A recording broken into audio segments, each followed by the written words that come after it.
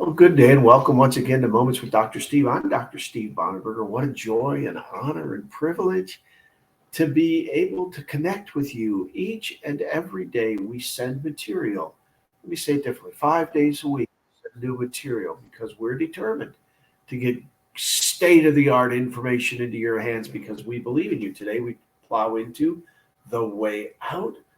Life lived on purpose, the way out, life lived on purpose, which is my magnum opus, my opus magnum on human healing and human reinvention and human recalibration.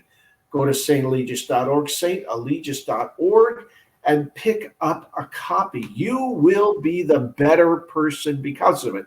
Let me just say parenthetically before we plow into the material that if you're a preacher, a teacher, a counselor, if you're involved in social work, addictive and recovery work, addiction and recovery work, if you're involved in any kind of human reinvention, human recalibration, you need to have the way out and the Genius Path and the other material I've created in your arsenal. You need these to be a part of your tool belt. You will use them virtually every day, every session, every encounter. You will drag out one of these tidbits of information that have taken me 40 years of practice and learning to be able to not only understand, but to be able to clearly communicate. You will use them. Now, today we're going to talk about fear and its grasping prongs. Fear and its grasping prongs. As we march along, we arrive at this moment in time where the way out, life lived on purpose. What a great piece of literature. What a great helping and healing series of diagrams. What we know is that as we arrive at this place, we settle into and nestle into this idea that there are nettles that poke and spike, and pick, and grab, and attach, and claw, and scratch. And what they do is after they have had their initial encounter with the human soul, they leave the lingering aftertaste of fear. Now, fear is a weird thing, and I deal with it every day in my practice. Trust me. I, by the way, am still a practitioner of healing. Every day I work with clients and families and people that are broken and busted. And what we know about fear is that fear chomps. It takes big bites out of the soul. Fear clutches. It holds onto the soul and has a mandible snapping and grabbing power that seems unmatched by other emotions many times. Fear clamps. It hits us over the head and round about the face and arms, and it settles down on our chest and abdomen, and it's like a vice grip. It clamps down on us. How many times have people said that to me in session? Way too many to count or remember. Fear closes. It refuses to allow us to speak our mind and shuts down our capacity to have proper speech. One of the things we work on in session work constantly is teaching people to speak again and teaching them that they can use words and they have words. Fear carries. It carries us to hidden corridors where no one else is permitted entry. Trust me on that. And if you have been grabbed by fear, you know exactly what I am speaking of. Fear catacombs.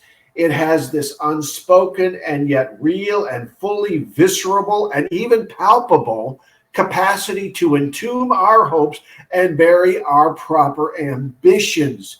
Fear chomps and clutches and clamps and closes and carries and catacombs.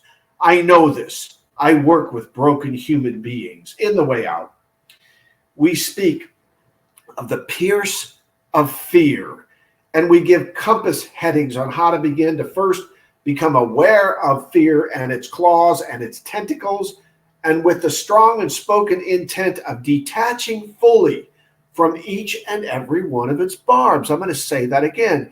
In the way out, we speak of the pierce of fear, and we provide clear compass headings on how to begin to first become aware of the claw and clutch of the tentacles of fear, with the strong and spoken intent of detaching fully from each of their barbs.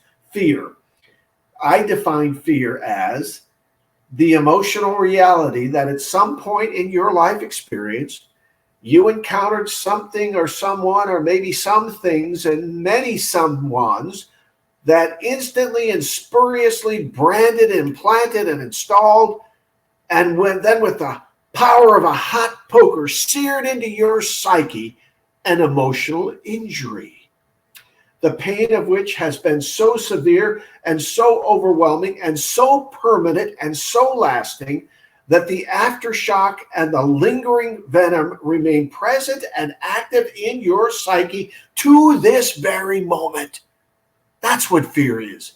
It's a hot poker that sears into your psyche that someone or some event or something implanted and installed.